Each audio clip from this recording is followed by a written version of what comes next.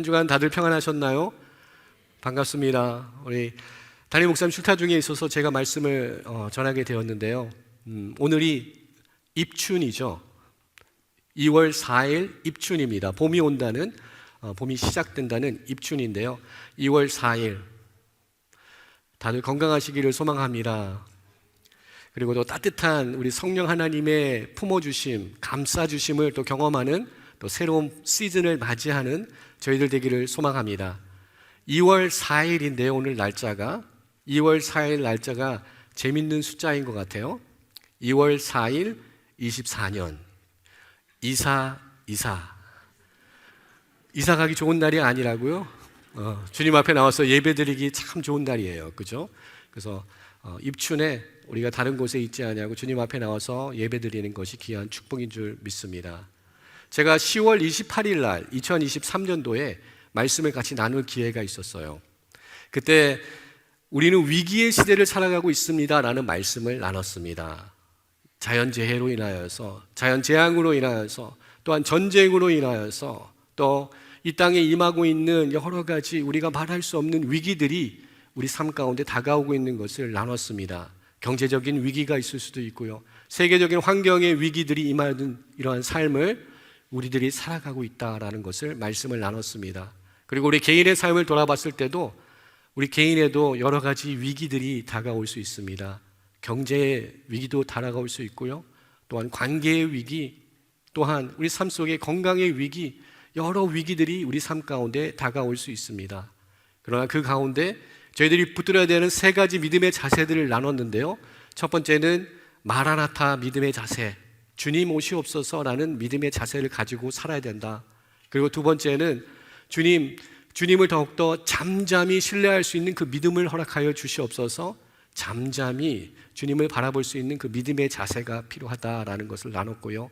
마지막으로는 평강, 하나님의 평강이 우리 삶을 덮어주시기를 간구하는 믿음의 자세.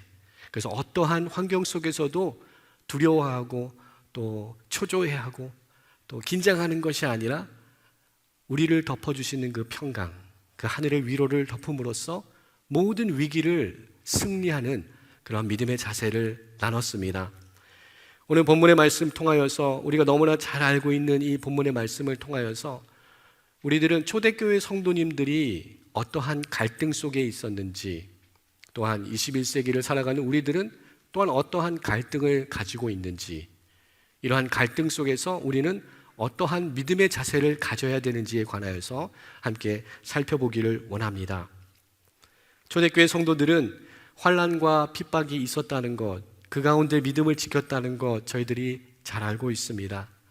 또한 그 외에 초대교회 성도들은 당시 헬라 철학, 그리고 헬라 철학으로 인하여서 이단 사상이 나타나게 되었는데, 영지주의의 이단 사상으로 인하여서 그들은 위협과 또한 갈등 속에 거하고 있었습니다. 그리고 히브리서의 기자가 이 말씀을 기록하고 있는 이 상황 속에서는 유대주의의 배경을 가지고 있는 그리스도인들이 예수 그리스도 안에 그 복음의 능력과 구원의 능력 가운데 거하지 못하고 나의 옛 모습, 유대교로 돌아가는 다시금 배교가 일어나고 있는 상황 속에서 히브리서 기자는 믿음 가운데, 말씀 가운데 예수 그리스도 안에 굳건히 서 있어야 됨을 선포하는 말씀을 우리들에게 주고 있습니다. 그들은 혼돈의 시대를 살아가고 있었습니다. 기독교가 예수 그리스도로 인하여서 교회가 탄생이 되었지만 과도기의 시기를 지나가고 있었기 때문에 그들은 혼돈의 시대를 살아가고 있었습니다.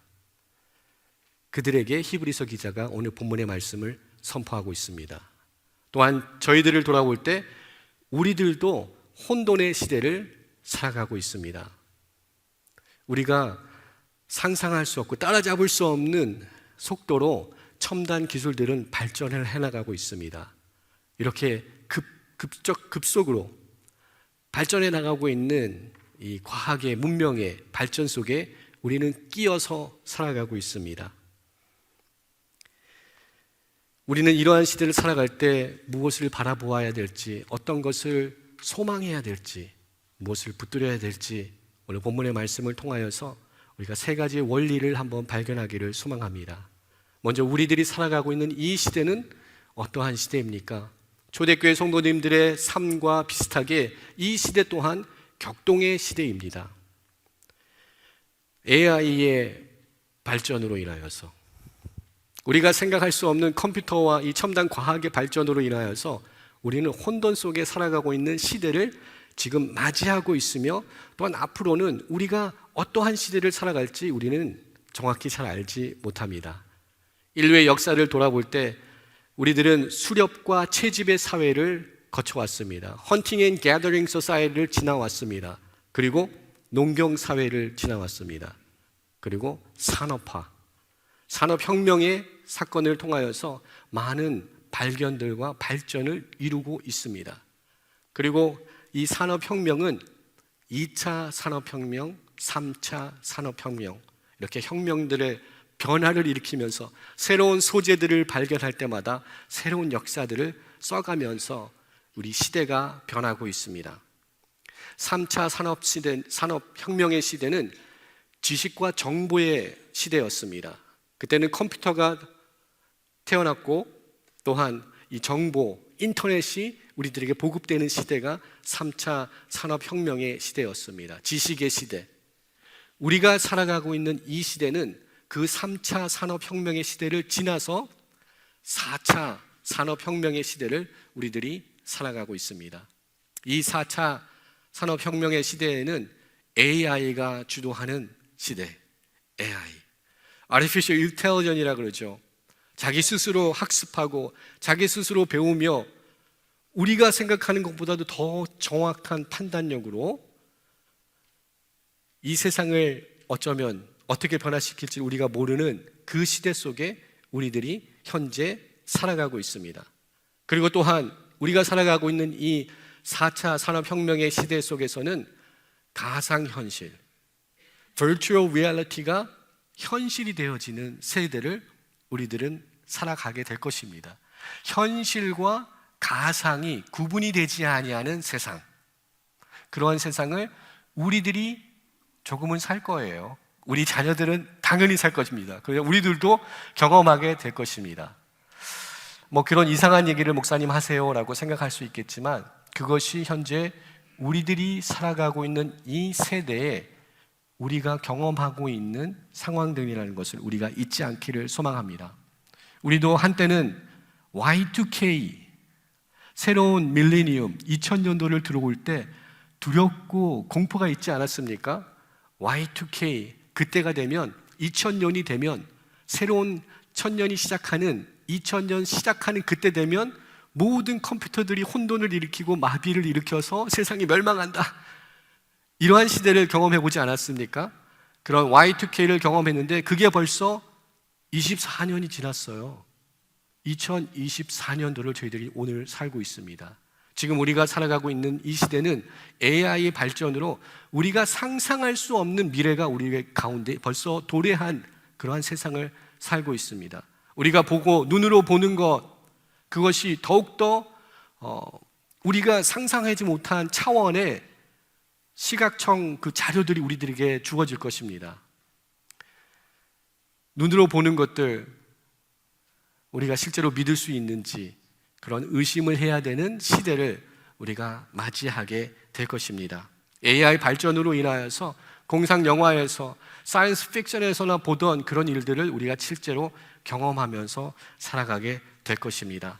로마, 초대교회 성도들이 살았던 로마의 거기에는 우리가 잘 알고 있듯이 콜로세움이 세워져 있었습니다. 콜로세움에서 검투극을 하였습니다. 그 원형극장에서 그 당대에는 놀라운 역사들이 거기서 이루어졌습니다. 콜로세움에 물을 다 채워서 배들을 띄우고 거기서 수전, 해전을 하는 그러한 공연을 하였습니다. 그리고 그곳에서 많은 초대교회 성도들이 핍박을 당하고 순교를 했던 장소가 바로 그 콜로세움입니다. 2000년 전에 콜로세움이 있었다면 우리가 살아가는 이 세대 속에서도 그렇게 우리를 현혹하는, 우리의 욕망을 채우기는 그 끝까지의 끝을 보여주는 새로운 것들이 등장을 합니다. 라스베가스를 가시게 되면 둥그런 원형의 타코마 돔보다 아마도 더 큰 동그란 돔이 있는 것을 보게 될 것입니다. 스피어라고 새로운 원형 경기장입니다.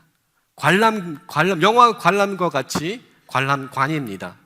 그곳에 들어가면 저희 교회 본당 원형처럼 천장이 그려져 있는 것처럼 천장 전체가 스크린으로 되어 있습니다.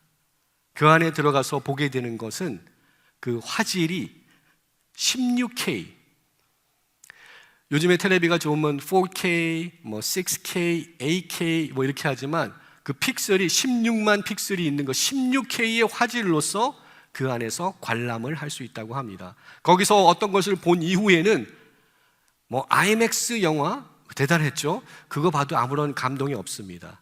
거기서 무엇을 본 이후에는 그 어떤 것으로도 우리의 그러한 감정을 요동시킬 수 있는 그런 것이 없을 것입니다. 그렇게 이 세상 속에는 새로운 발견들이, 새로운 발전들이 일어나가고 있습니다. 그 스피어스가 공사 비용이 2.3 빌리언 달러가 들었다고 합니다. 2.3 빌리언이면 23억 달러고요. 그것이 한국 돈으로 환전을 하게 되면 2조 원. 2조 원의 돈을 들여서 그 스피어스라는 것을 만들고 세계 곳곳에서 사람들은 그것을 보기 위하여서 그곳을 방문을 하고 있습니다. 그러한 시대에 우리가 지금 살고 있습니다. 보는 것들, 우리 눈으로 보는 것들, 보이는 것과 보이지 아니하는 세계의 경계가 무너지고 있는 시대에 우리들이 지금 살아가고 있습니다. 이러한 시대에 우리는 무엇을 바라보아야 됩니까? 무엇을 바라야 합니까? 우리가 바라는 것, 내가 원하는 것에 나의 시선이 가게 돼 있습니다. 내가 바라는 것이 내가 바라보는 것입니다.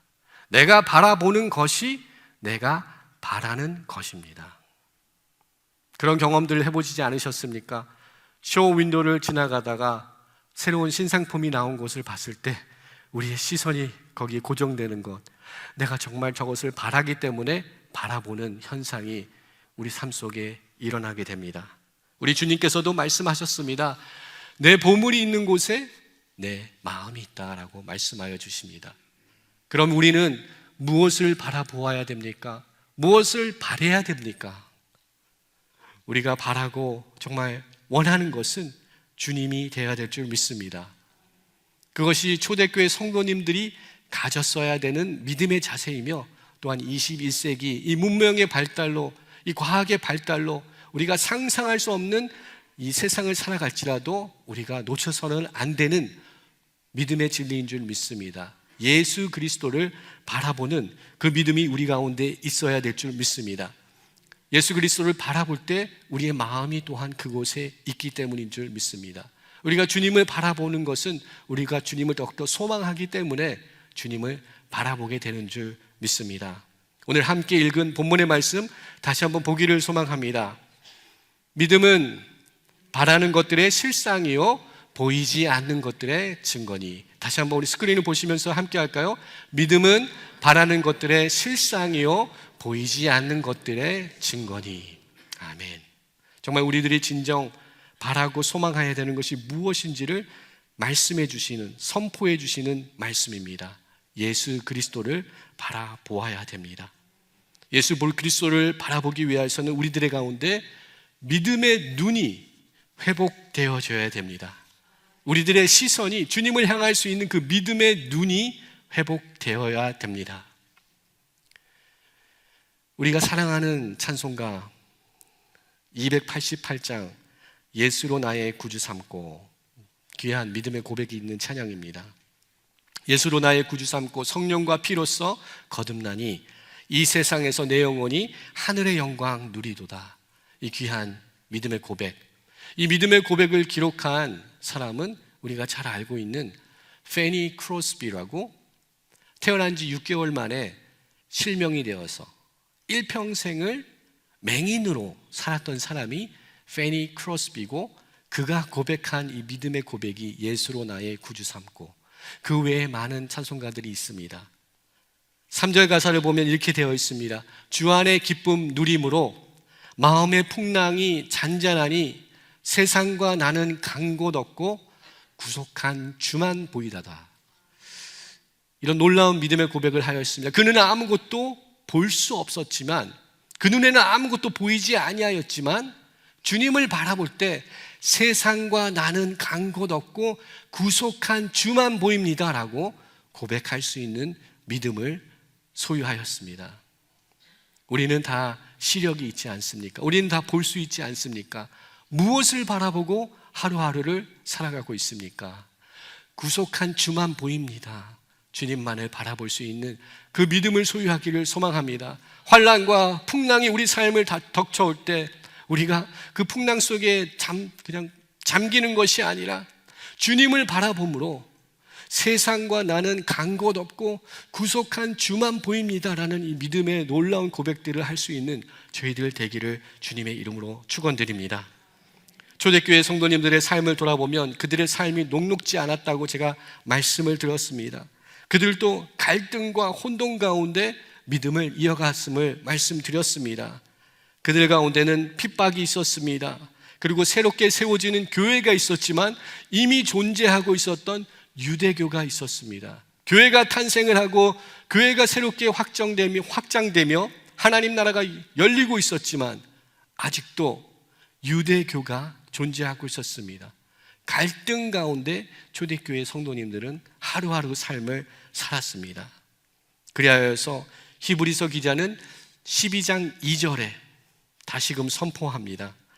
믿음의 주요 또 온전케 하시는 이인 예수를 바라보자 라고 다시금 선포합니다. 믿음의 주이신 주님을 바라봐야 된다라고 선포합니다. 왜 이렇게 믿음의 주 되신 주님을 바라봐야 됩니다라고 선포하였을까요? 그들 눈에 보이는 것은 무엇이었을까요? 그들 눈에 보이는 그것이 있었습니다. 그것이 그들의 믿음을 흔들었습니다. 그것이 무엇일까요? 그것이 무엇인지 한번 생각해 보기 원합니다. 우리는 히브리서가 언제 기록되었는지를 생각해 보면서 그들이 바라봄으로써 믿음이 흔들렸던 그것이 무엇인지에 관한 단서를 찾을 수 있게 됩니다. 히브리서는 기록된 연대를 추정할 때 외부적인 증거와 또한 말씀 안에 있는 내부적인 증거를 통하여서 연대를 이렇게 우리가 추측을 할 수 있습니다. 외부적인 증거가 있는데요, 로마의 클레멘튼이라는 교부가 있었습니다. 근데 그가 AD 95년도에 편지를 쓰게 되는데 그 편지 속에 히브리서 그 책에 관한 이 편지에 관한 언급을 하는 것을 우리가 발견을 할 수 있습니다. 자료가 있습니다. 주후 95년에 로마의 클레멘튼이라는 교부가 쓴 편지 가운데 히브리서를 언급하는 내용이 있습니다. 그래서 히브리서는 AD 95 이후에 분명 그 이전에 써졌을 거야. 그렇기 때문에 클레멘튼이 알고 있었을 거야 라고 우리가 추측을 할 수 있습니다. 내부적인 증거가 있는데요, 히브리서 안에는 구약의 제사 제도 또 구약의 제사장에 관한 내용들의 말씀들이 많이 기록되어 있습니다. 그리고 그 말씀들을 연구하며 묵상해 보면 구약의 제사의 제도들에 관한 말씀들이 과거형, 그때 그랬던 일이야, 지나간 일이야 라고 기록하지 아니하고 현재형으로 기록을 하고 있는 것을 발견을 할 수 있게 됩니다. 무엇을 이야기합니까? 아직도 구약의 제사들이 드려지고 있었다는 것을 증거해주는 말씀으로 우리는 확인할 수 있습니다. 그러면 AD 95년 이전에 그리고 그 중간에 말씀이 기록되었는데 성전은 예루살렘 성전은 우리가 잘 알듯이 주후 70년에 로마의 디도 장군으로 인하여서 완전히 파괴됩니다.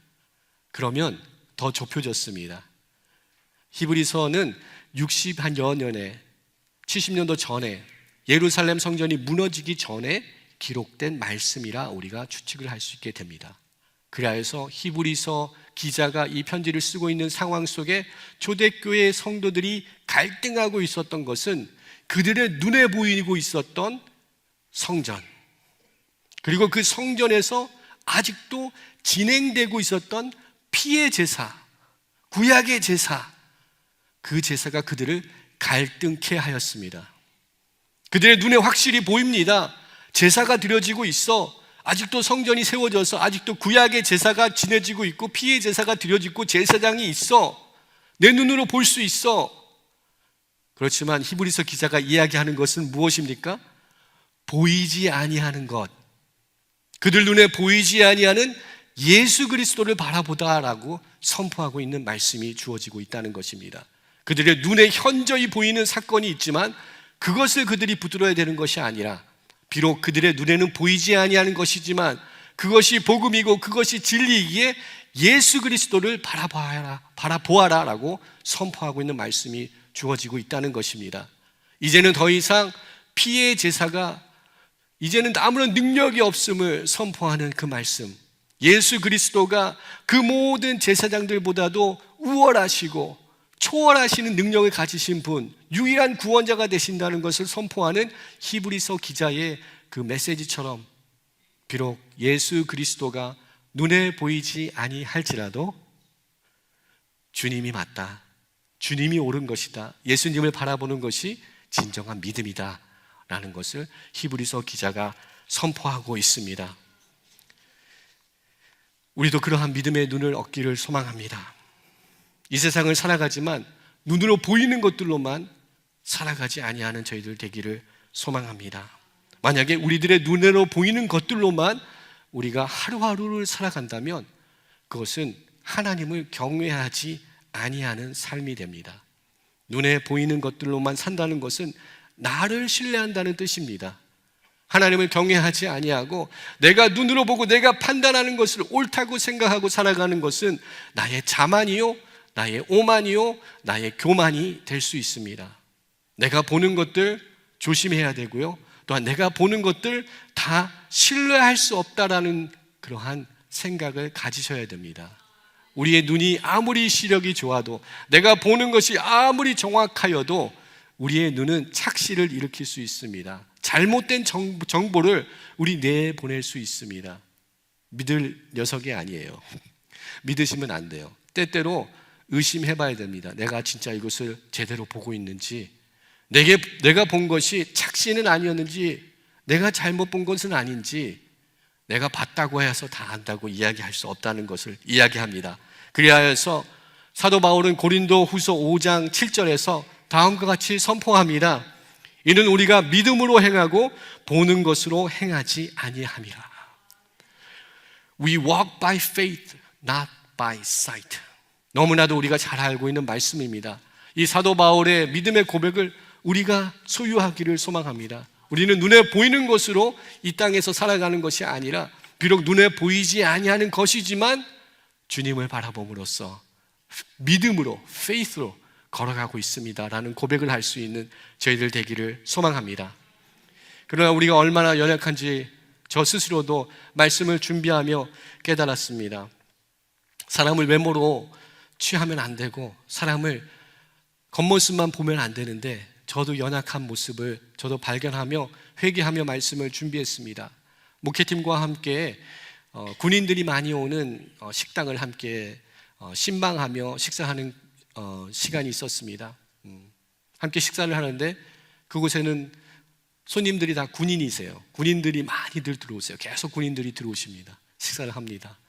저의 시선이 가는 곳은 그 군복을 입고 있는 군인의 계급장에 먼저 시선이 가는 거예요. 저 사람은 어떤 계급인가? 계급장에 먼저 시선이 가는 저의 연약함을 보며 제가 왜 자꾸 이럴까요? 그 사람의 영혼을 바라보지 못하고 그 사람의 얼굴을 바라보지 못하고 그 사람을 그 사람으로 받아들이지 못하고 계급으로 그 사람을 평가하고 판단하려는 나의 연약함이 있습니다. 주님 용서하여 주시옵소서 라고 회개하며 나갔습니다.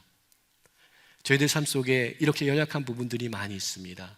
우리의 눈으로 판단하는 것들, 내가 안다고 하는 것들, 내가 하나를 보면 열을 알아 라고 이야기하는 것들, 그렇지 않습니다.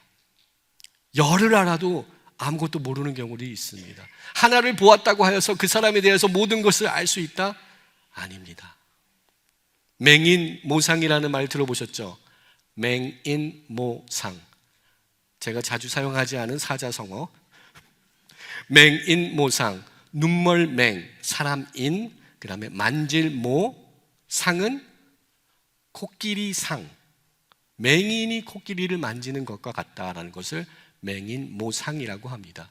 눈먼 사람이 코끼리의 한 부분을 만지고 코끼리는 이거야 라고 설명하는 것, 그 어리석음, 그것을 맹인모상이라고 합니다.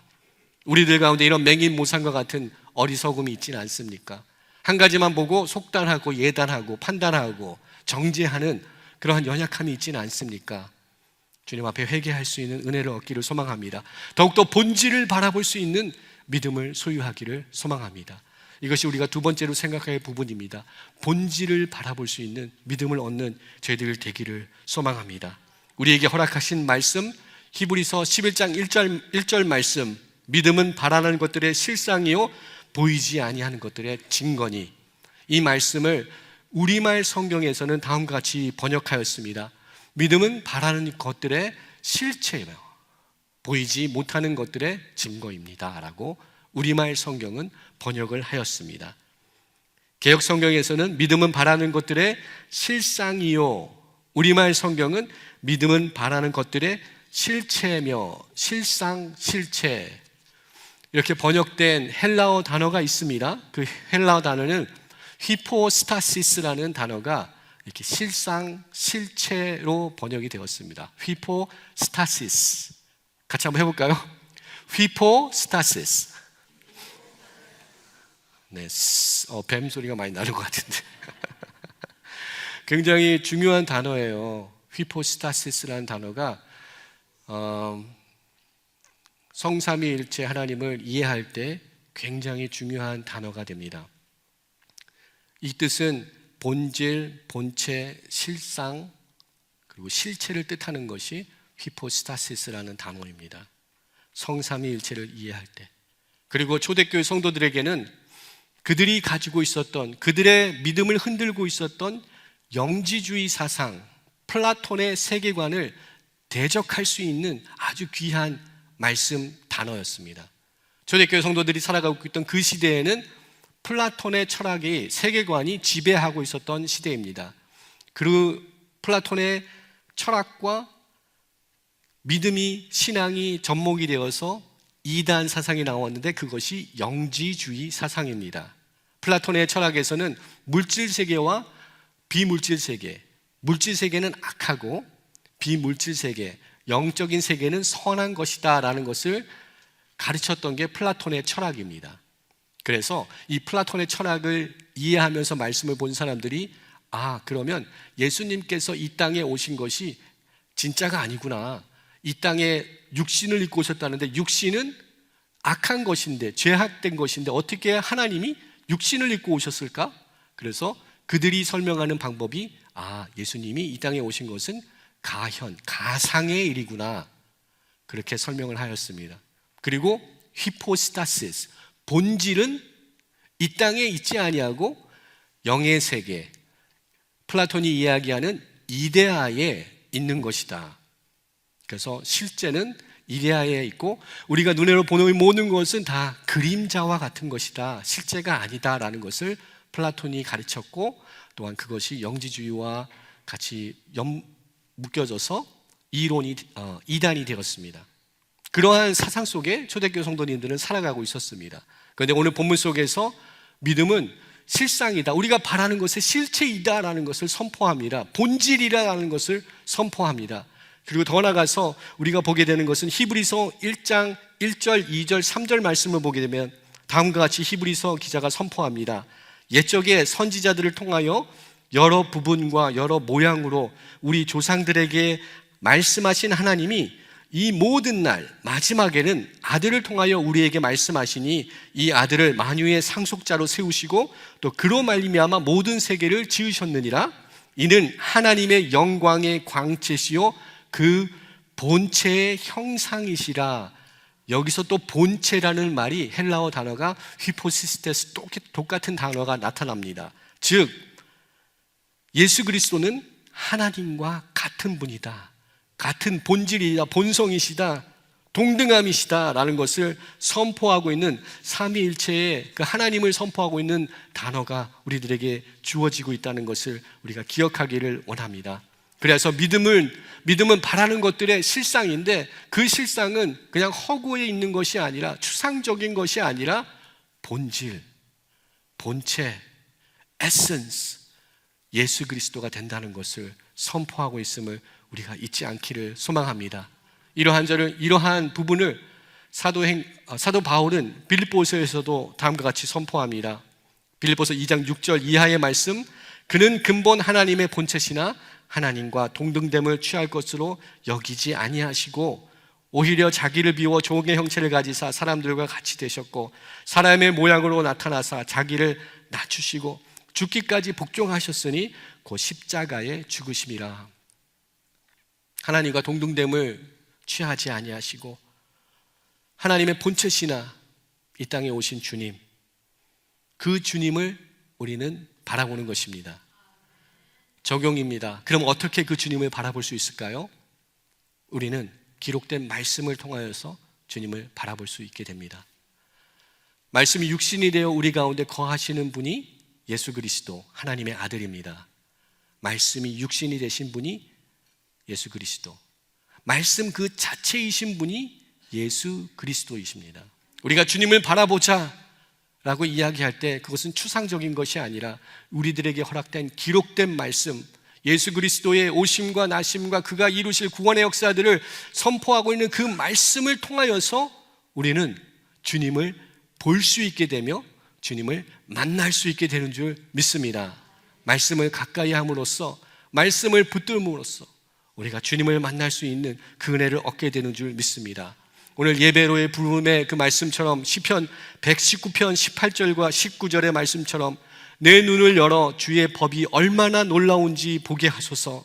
내가 땅에서는 나그네니 주의 계명을 내게서 숨기지 마소서. 우리 주님의 말씀을 우리가 사모하고 나갈 때 그 가운데 놀라운 역사들을 발견할 수 있게 되는 줄 믿습니다. 또한 주님께서 우리 삶 가운데 그 말씀을 숨기지 아니하시고 보여주실 줄 믿습니다. 말씀을 사모하며 주님 앞에 나갈 때 그 영생의 말씀을 붙들 수 있는 저희들 되기를 소망합니다.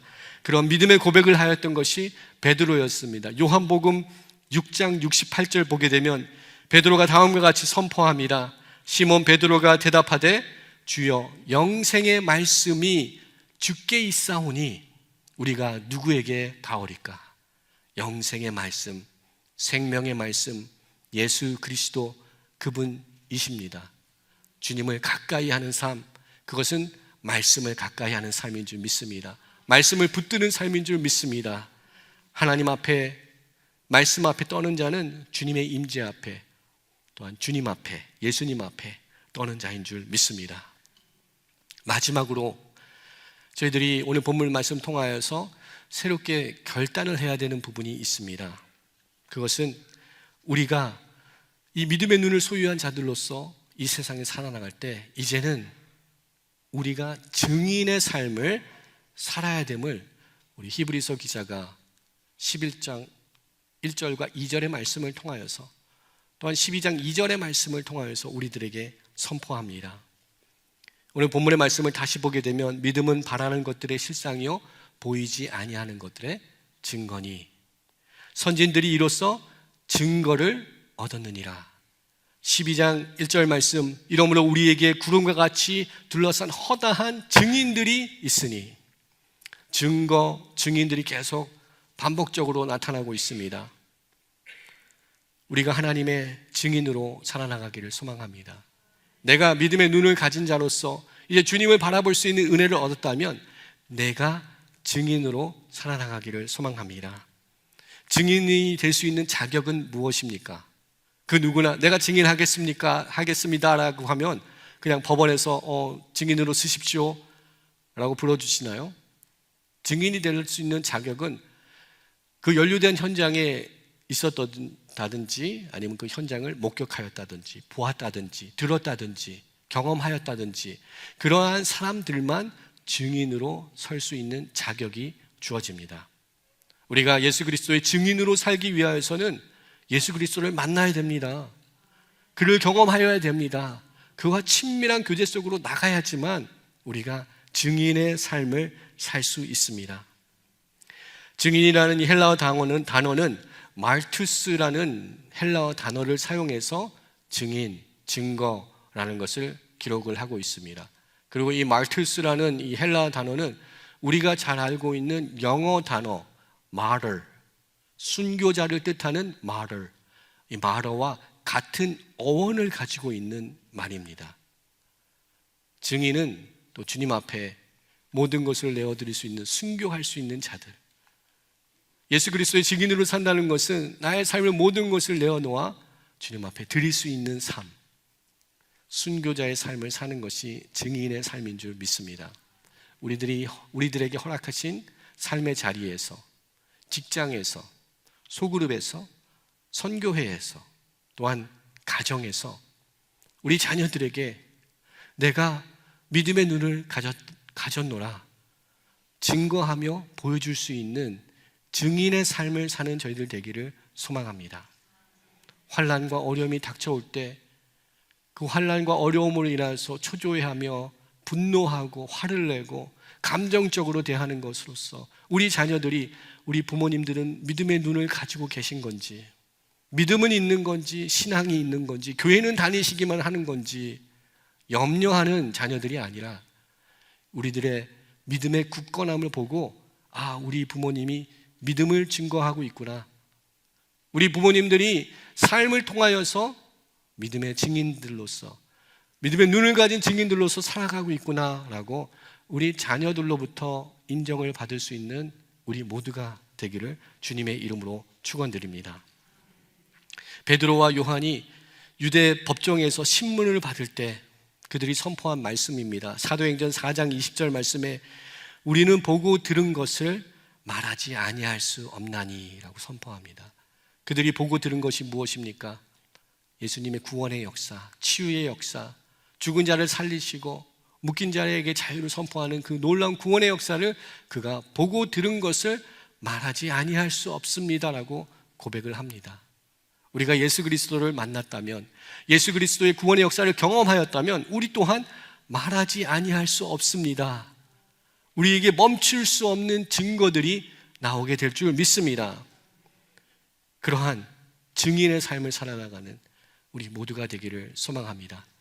말씀을 정리하기 원합니다. 민수기 22장을 보게 되면 출애굽한 이스라엘 백성들이 가나안 땅으로 가는 도중에 발람이라는 사람이 이스라엘 백성들을 저주하게 되는 그 사건이 민수기 22장에 나타나는 것을 보게 됩니다. 발람은 정욕의 마음이 뺏겨서, 탐욕의 마음이 뺏겨서 자신이 가는 그 길 앞에 하나님의 사자가 칼을 빼고 서 있는 것을 보지 못하였습니다. 나귀가 보고 나귀가 이야기하는 그런 놀라운 역사가 민수기 22장에 나타나는 것 잘 알고 있습니다. 우리가 이 세상을 사는 동안에 무엇을 바라보고 있는지, 무엇을 소망하고 있는지, 나의 시선은 어디를 향하고 있는지 다시금 돌아보기를 소망합니다. 오직 주님께만 우리의 시선을 맞춰서 주님의 구원의 역사들을 볼 수 있는 그 믿음의 눈을 소유하는 저희들 되기를 소망합니다. 믿음의 눈을 소유한다는 것, 영안이 열린다는 것, 잘못 생각한다면 성령의 충만한 기름 부으심을 받아서 이 세상의 것 보는 것이 아니라 영안이 열려서 영적인 세계, 영계의 세계만을 보는 사람이라고 생각할 수 있습니다. 그러나 그것도 포함이 되겠지만 믿음의 눈을 가진다는 것은 제3의 눈을 가지는 것입니다. 이전까지 내가 깨닫지 못하였던 것, 내가 알지 못하였던 것, 특별히 내가 가지고 있었던 고집, 내가 가지고 있었던 편견, 내가 가지고 있었던 전통, 내가 가지고 있었던 가치관들에 붙들려서 내가 보지 못하였던 것을 새롭게 보게 되는 것이 믿음의 눈이 열리는 사건입니다. 사도행전 10장의 말씀을 보게 되면 베드로에게 하늘의 문이 열리고 그의 영안이 열리는 사건이 나타나는 것을 우리가 보게 됩니다.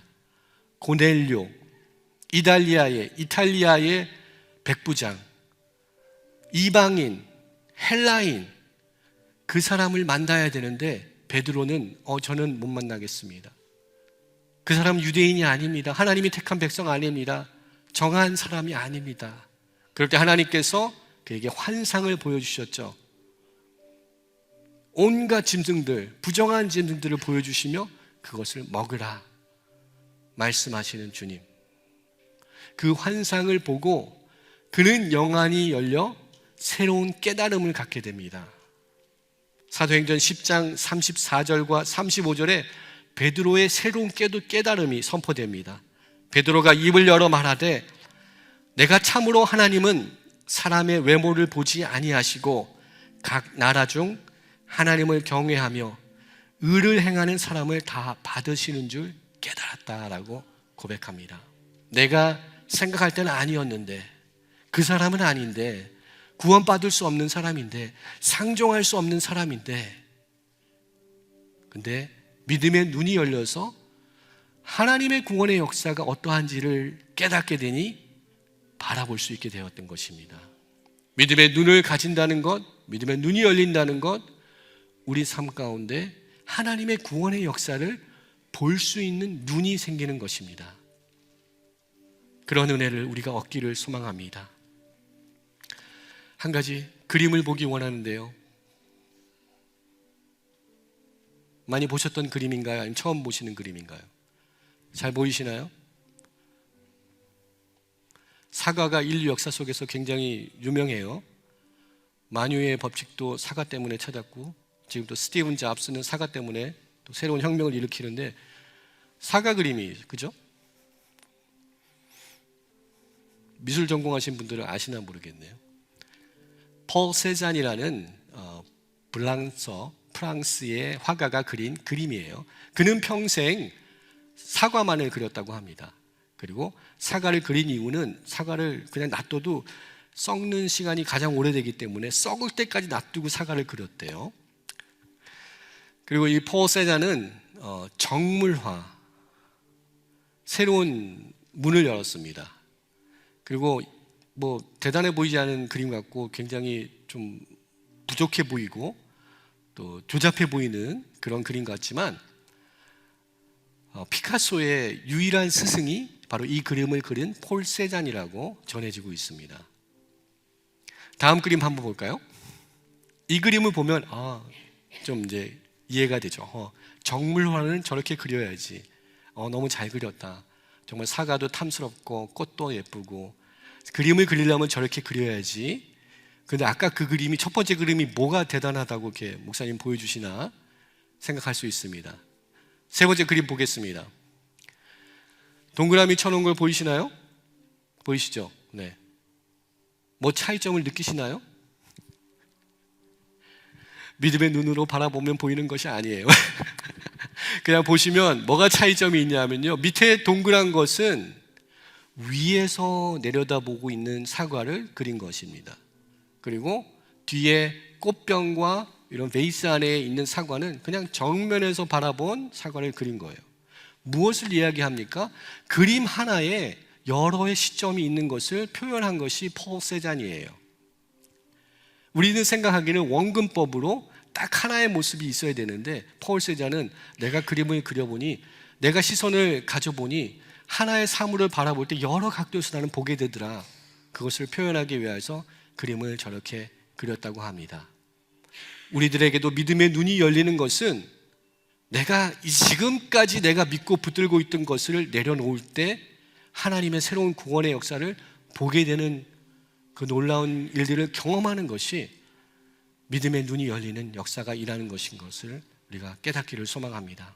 내가 지금까지 붙들고 있었던 것, 내가 생각하기에 확실하였던 것, 내가 생각하기에 이것만은 흔들 수 없었다는 내가 고집하고 붙들고 있었던 것, 그것을 내려놓을 때 우리는 비로소 하나님의 구원의 역사가 임하고 이 역사하는 그 역사들을 보게 될 줄 믿습니다.